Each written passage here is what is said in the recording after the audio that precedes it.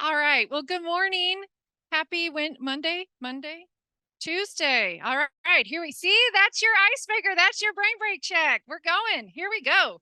All right. Well, thank you for being here. I know you all have lots of things on your plate, and this is going to be a good one for you. So we have Dr. Joanna Goody Pelwa, who is an instructional associate professor and director of the first year chemistry program. Since arriving at Texas A&M in 2006, she has taught general chemistry to over 10,000 freshmen. Dr. Goody Pelwa has collaborated with the Center for Teaching Excellence, the Office for Student Success, Faculty Affairs, and STEM faculty colleagues to develop faculty development programs and materials that promote active learning and inclusive teaching practices. In 2019, Dr. Goody Pelwa received the student-nominated Honoring Excellence Award. She received the 2020 Association of Former Students College of Science Teaching Award and the 2021 Association of Former Students. You guys are in great hands. At this time, I welcome Dr. Goody Pelwa. Thank her for her time. And over to, go for it, Joanna. Can you all hear me okay in the room and online if somebody can let CJ know in the chat if you could hear me? All right. So I have to admit that when CJ contacted me and asked me if I could give a talk, I said, "Have you seen my Canvas page? Are you sure? Are you sure that would be a good idea?" And he said, "No, yeah, I think you have the right mindset about this." And so I thought a little bit more about perhaps what could I offer. I'm not an instructional designer. I have wrangled a lot of freshman students, TAs in my day, and faculty too. Um, and so I thought about the role that Canvas plays for us in a first year STEM course. And so what I'm going to talk to you about is perhaps not innovative bits and pieces, but how the whole thing works together to support us as a program and most importantly, to support our students. But as you all know, there's no such thing as student success without faculty success, or in our case, TA success as well. And Canvas has become an integral part of what I'm going to call the scaffold for sort of holding up our entire program. And hopefully, a type of educational scaffold as well for freshmen as we onboard them into different STEM fields. So my talk is sort of emblematic of all the things you shouldn't do in teaching. It's lots of screenshots, lots and lots of text examples. But the idea is that you stop me whenever you want and just ask me questions about how one thing or another has worked. And I have just loaded it up, like I said, with lots of examples. We don't have to go over all of them, but you guys will need to work with me and tell me what you might want to know a little bit more about. So I was going to start by asking you a question. Does anybody know how many freshman students are expected to enroll in general chemistry this fall? Any ideas? Not quite 8,000. We're getting there though. More than 6,000. We're pushing up towards 7,000, I think, maybe 66, 6,700, something like that. It's changing as we speak every moment. Every time they have a conference, I close my eyes and say, no more, no more. But yeah, 6,700 students. That's a little bit more than half of any incoming freshman class. And we are a gateway to all the STEM disciplines. And that mindset of us being a gateway rather than a barrier is an important one, right? It wasn't always that way in STEM fields. And in fact, we were, not intentionally, but we were closing the door to lots and lots of freshmen maybe just 4 or 5 weeks into their freshman year because they didn't have the math skills. They didn't know how to study, prepare. We were perhaps not explicit enough about what we expected. And so I'm going to talk to you a little bit about some of the ways that we've changed our mindset and hopefully help students pass through our course so that they can become scientists, engineers, medical professionals. So 6,500 students last year. We're pushing up against 6,700 this year. We teach co-requisite lab and lecture courses. They are, I said greater than 95. There's greater than 95% freshmen. Most of them are first time in college. They come from very, very varied academic backgrounds, right? This is one of our biggest challenges, is accommodating all the different types of backgrounds that they've had in high school. A quarter of them are first generation. We have agriculture majors, engineering majors, medicine, pre-health, science, and geoscience majors. So to support our lecture program, we have about 15 faculty in any given fall semester. That's tenure track and APT faculty. We offer 3 courses. There's a life science series of general chemistry courses, part 1 and part 2, and then there's a 1 semester sequence or course for engineers. We teach in a ratio of 1 to 300 or 1 to 600. So a lot of what I'm going to tell you about today involves learning how to deal with large numbers of students. We have administrative staff who help keep us going, faculty coordinators for each of the different courses, and administrative student workers. And we teach all of our classes in this beautiful building, which plays an important role in our success as well. We are really excited to have just moved to the new ILSQ building, which is right across the tracks. And if you haven't had a chance to come and see it, it is amazing. It's like no other lab building I ever see. And we moved there in January, and I keep pinching myself because I can't believe that we get to be in such an amazing space. In that building, we do things on a much smaller scale per class, and that's 24 students per class. We teach the labs that go with the same 3 courses, and we have about 120 teaching assistants, 3 administrative staff, 2 technical staff running stockrooms, and about 20 student workers who help keep our stockroom afloat. So all of these people make a backbone of support, and our Canvas is our electronic sort of scaffold or backbone that go along with this. And at this time every year, I sit down, I think 6,500 students, over 100 TAs, most of them who just arrived in the country this week. What could possibly go wrong? So a lot of what we do is perhaps a little bit from a defensive tactic in terms of trying to make sure that things stay on track.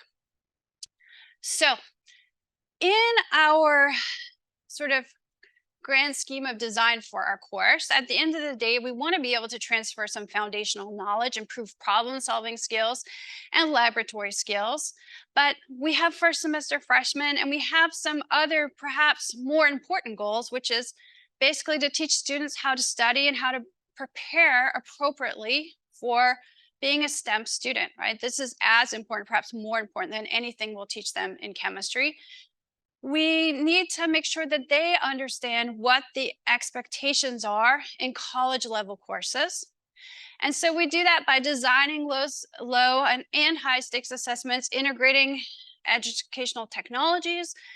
We really work hard on communicating clearly, and we try to implement very consistent practices across all our sections to make sure that students feel like the experience is equitable from one section to another. And so one way to think of this is that we're sort of applying principles of universal design.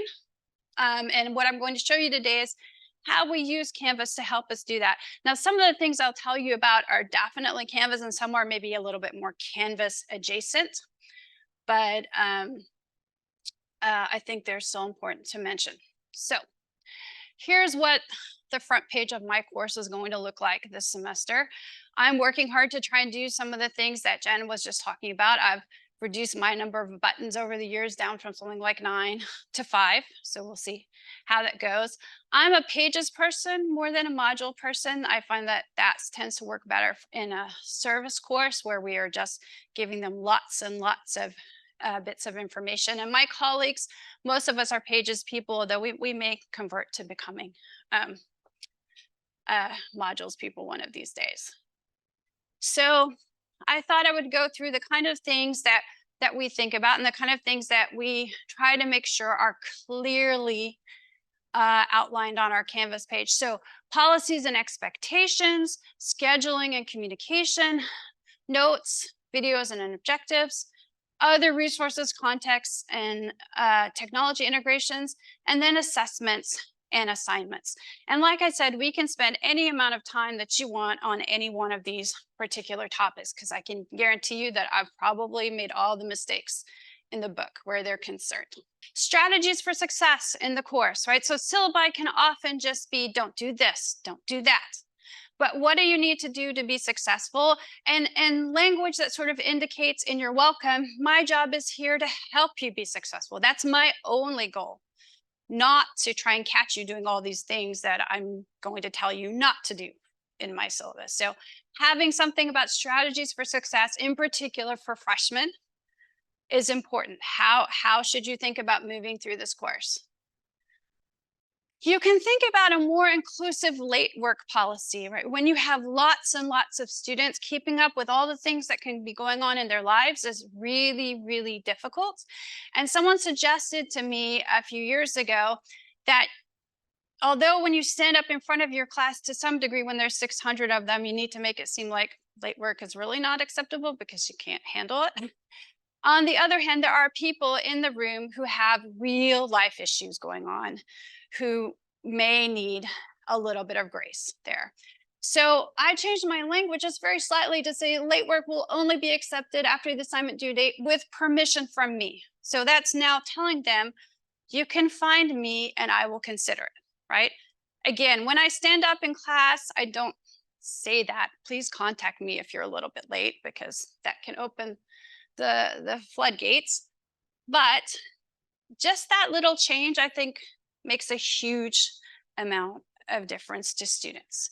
And Canvas makes it very, very easy to grant late work exceptions. A colleague of mine several years ago read an article which I think highlighted a statement that University of Wisconsin had been working on. I couldn't find the article when I was putting these slides together, but it was a really nice addition to the mental health statement that we have at the end of our syllabus that basically tells people, you're not alone, it's okay, these things can happen to you, and we have the resources to support you, right? And we, not that our statement is bad, but I think that this is a nice statement to say that we really care about your well-being. So thinking about adding statements to personalize your syllabus and to change the tone can really, really help.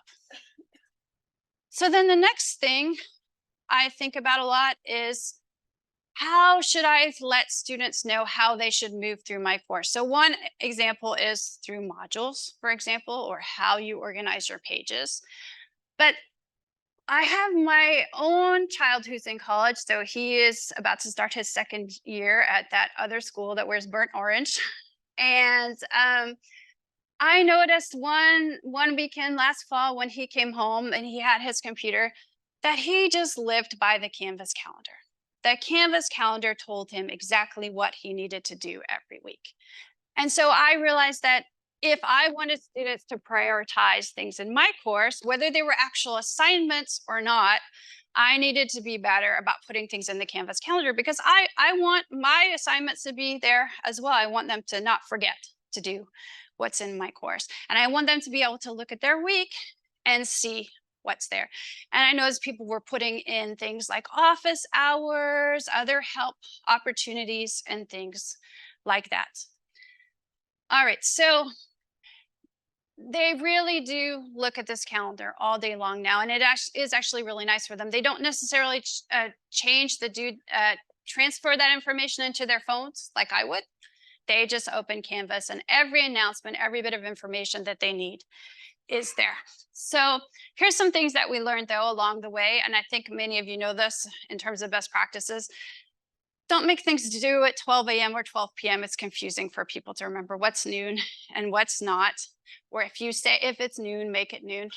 We, for our lab assignments, have the pre-lab assignments due technically midnight before the day of the lab. So we have a set of Monday, Tuesday, Wednesday, Thursday, Friday assignments due.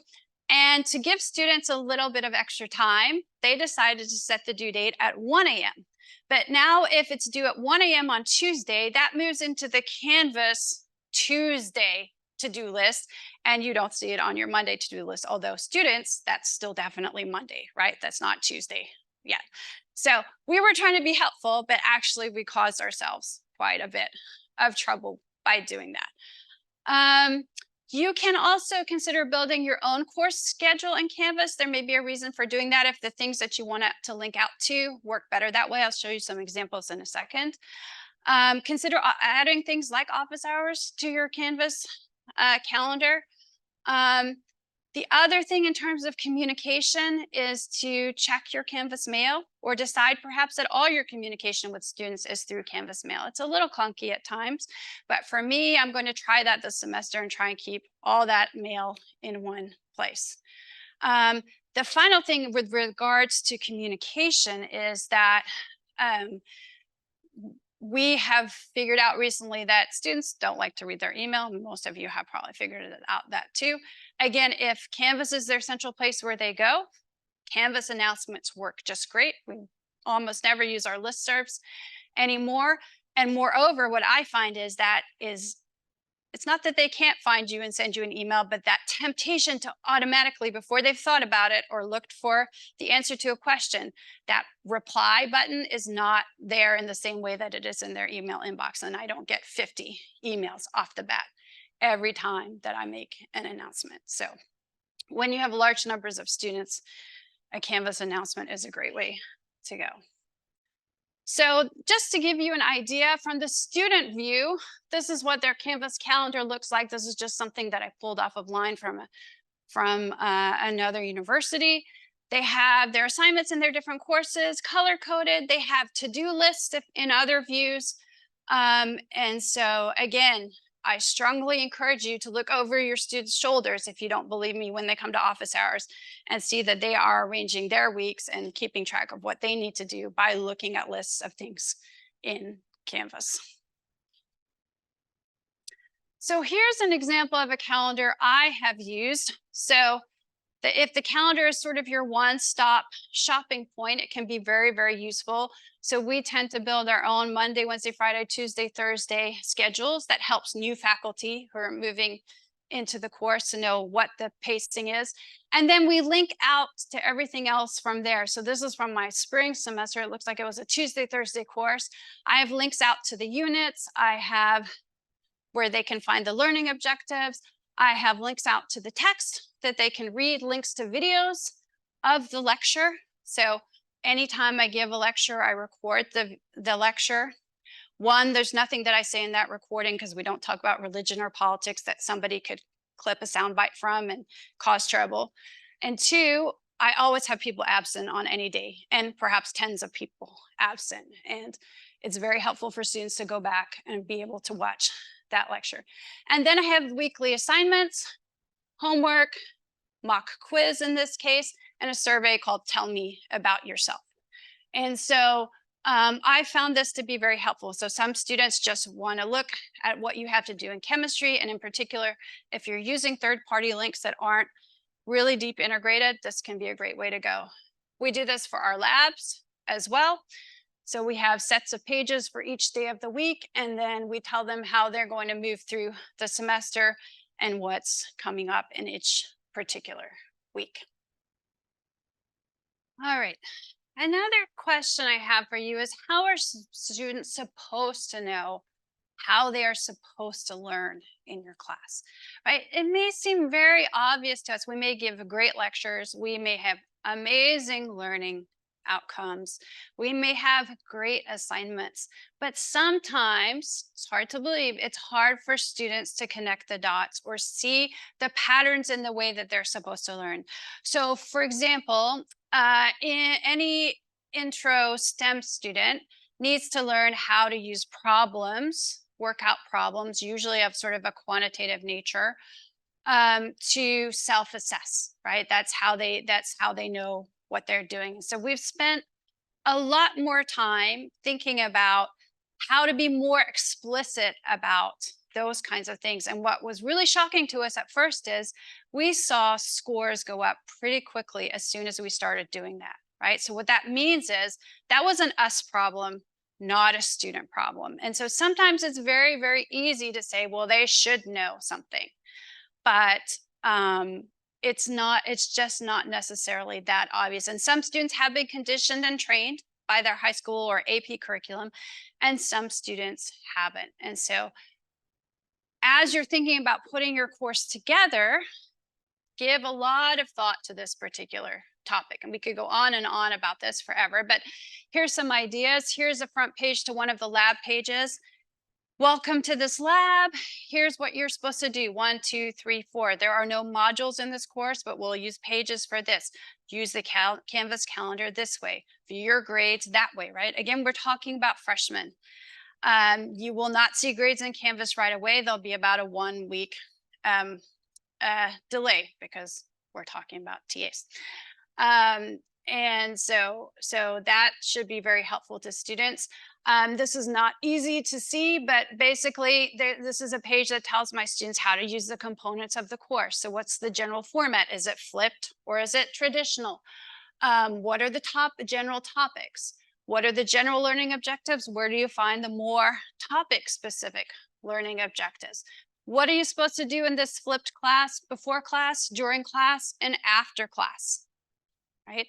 This actually is very text heavy, and what I should endeavor to do is make this less text heavy, right? Because I'm not sure anybody makes it to the end. So I need to think about that, or I need to think about developing assignments that force them to go through these steps, right? That's probably a more effective way. But the fact that I had to sit down and think about what do I want them to do before class, what do I want them to do during class, is actually pretty important. This is from one of our lab pages. There's videos about pre-lab assignments and videos about post-lab assignments, right? So that's telling the students there are 2 types of assignments, one you do before and one you do after. Here's something that was a sad realization that I've had from time to time over the years. So if you notice this statement, this is telling them what to do before class, but I sometimes get halfway through the semester and the student says, but I don't know where to find the notes. I didn't know how to open the notes on my computer.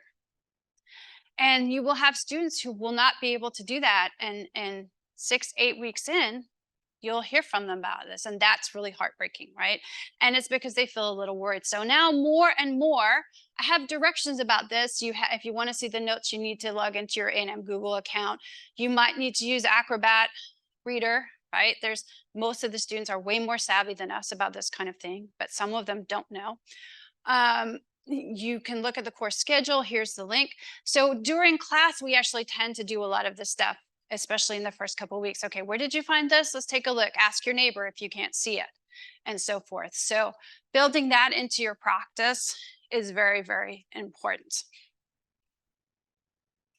Another thing we have learned recently, if you post Zoom videos of things or you have Zoom office hours, they may not understand that either their Zoom account, or perhaps if it's Google Drive that they're trying to access, that they have a personal Google Drive, and then there's the TAMU Google Drive, right? And so pointing out this little black key that represents the SSO login. Again, this is part of our job, we realize, to help freshmen, right? This works for our course and it works for other courses too. And so, yes, you may think this is a ridiculous thing to have to explain to someone, but if a student can't access something or can never get to your office hours, that's a big, big problem.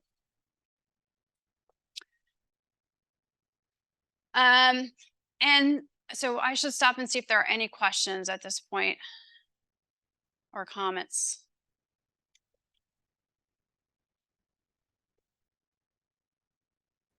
So I think this topic has been hit home upon a lot in the past couple of days, I'm sure.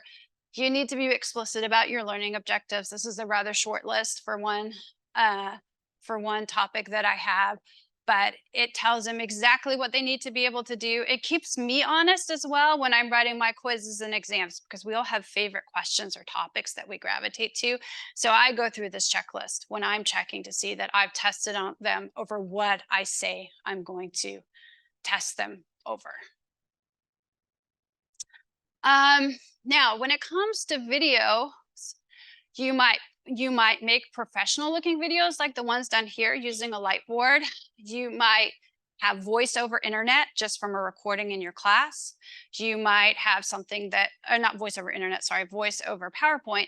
You might have something kind of in between as well. But it's really, really helpful to look at the analytics associated with whatever you're posting. And in all different types of videos that you can post, you can usually see those. For example, a few years ago, we made a series of review videos to help deal with some of the knowledge gaps that freshmen come with.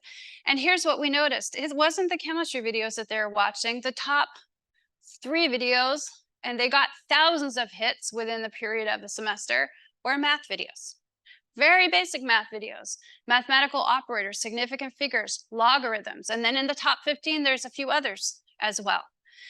And so that's great feedback because that's telling us these are not required videos, right? This is what the students are telling us they need. So Canvas can be very helpful to us in that way. You can see, of course, do students watch the videos when they're supposed to? No, there's a little bump in the analytics the night before the test, right? Do they watch them on double speed? Absolutely. So you can't tell everything from this data, but it's actually good to keep an eye on it because they're telling you something indirectly. So now this is another really important question that I didn't think about until I sat years ago on an IT governance committee. And the president of the student body at that time came to talk to us. And he said that they had polled students, and he said that there were students at A&M who were having to deal with as many as 14 different educational technologies in a semester. So that's 14 different logins, right? That's pretty hard, and you see them struggling with their devices, trying to remember what passwords are. It's not easy. For some students, it's like that week where your credit card, there's fraud and you have to change your password or your credit card account on your Netflix and your this and your that, right? It turns out to be a lot. And so these educational technologies are absolutely necessary when you have a huge program like mine. I think at A&M we could do a lot better job of just deciding that there's one polling system and that's it, and things like that. I think we're making progress there, but it is a little hard to be a student when you think about it from those point of view. So one thing you can do is then make sure that whatever technologies that you're going to use integrate within Canvas. One thing that you should consider as well when you're doing that is if they integrate within Canvas, that means they have passed this sniff test in terms of whether it's okay for you to have student data on that platform, right? So I won't get into that, but that's an important thing as well. I have to be very careful about where I'm storing student data. So a couple things. There's 2 types of integration. A very basic integration, which is students might just register through Canvas and just hit a link just to get to, perhaps it's just a link to iClicker.com, right? But at least they know when they're in chemistry, they remember it's iClicker that they're supposed to have open because it's right there on your Canvas page. The best way to do this is to do a basic integration and to just have students invited. That means only students who appear in your Canvas roster can sign up for the course. Why should you care about that? Well, years ago, the way this was done is students would sign up. Some of them would sign up 4 times. Some of them would sign up with the wrong UINs, and actually matching all that would take us a lot of work during the first 2 weeks of school, and getting students to change their profiles and their UINs would actually take a lot of effort. And sometimes we couldn't get them to do it, and we would try to make sure that their data matched, but if it wasn't syncing with our gradebook, then it's possible that we could lose that data. So when you can not have them self-enroll, it's really, really worth it, right? And when you can automatically sync with your gradebook, it's also really, really worth it. It just saves you some steps in time.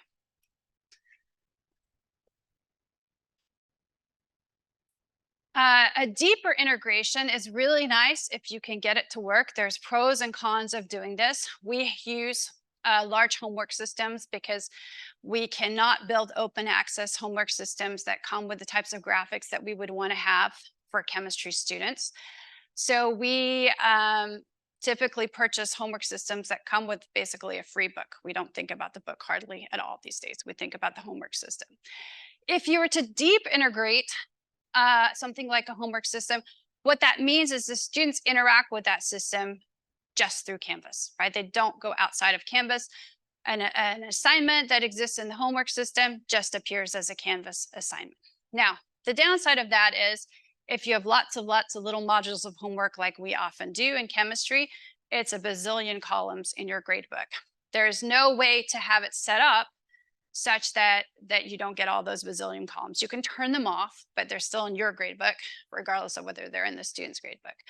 You can also just put links to those assignments without having them show up with due dates and be actual assignments. So you can choose, you see there's groups of boxes, those open boxes on the right or the left-hand column there. You can choose an actual assignment for everything that you see there, or just a link, or just a sync with an overall column score for the grades, which is what we tend to do because we don't want to generate all those other columns in our gradebook. But there's good reasons for doing it in any of one of the ways that I have discussed.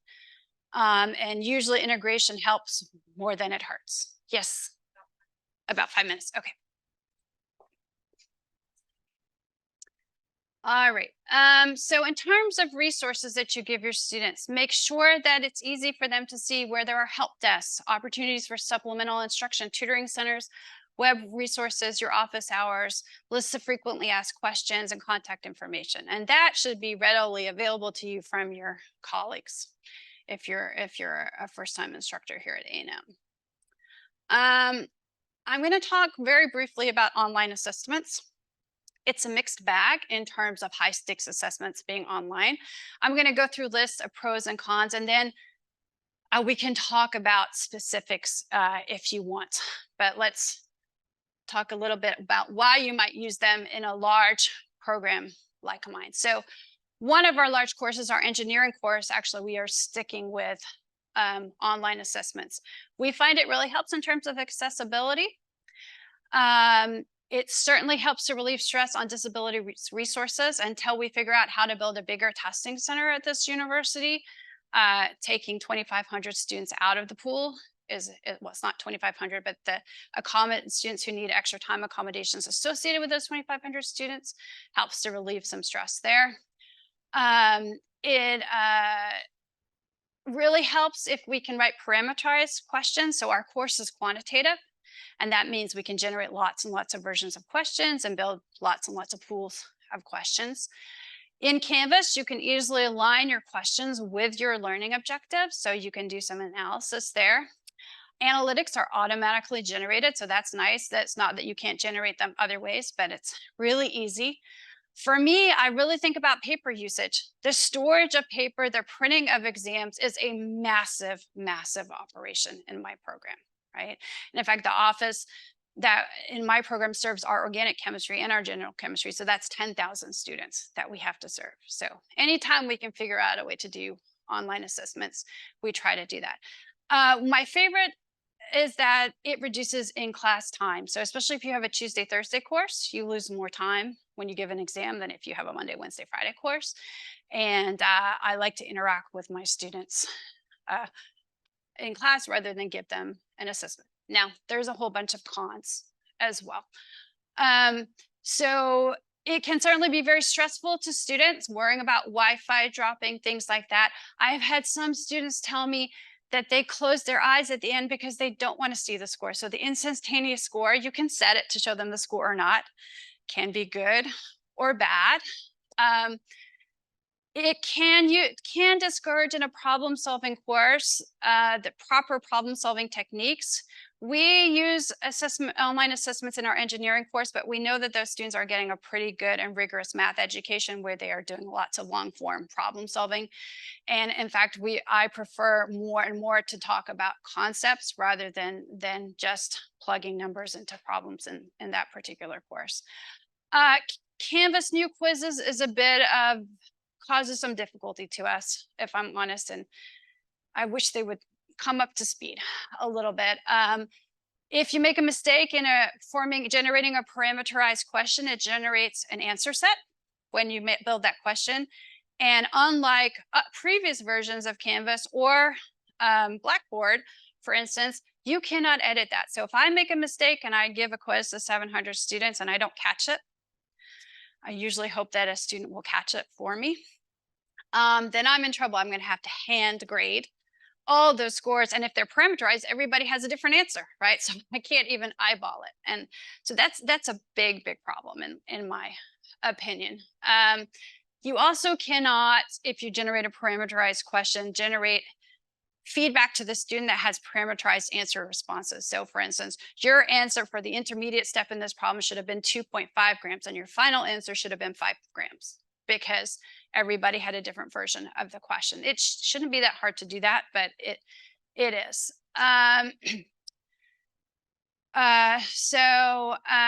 Oh, this is, I think, a pro, not a con that I put on the wrong page. You can, as a pro, convert your online assessment to paper if you needed to. And the biggest problem we have with Canvas quizzes is that the sharing of pooled questions is unnecessarily difficult. So we like to build question pools so students get different questions. And for reasons I won't go into, that takes about twice as long as it needs to. So that was, if you're doing this amongst a bigger group of faculty, that's something to consider.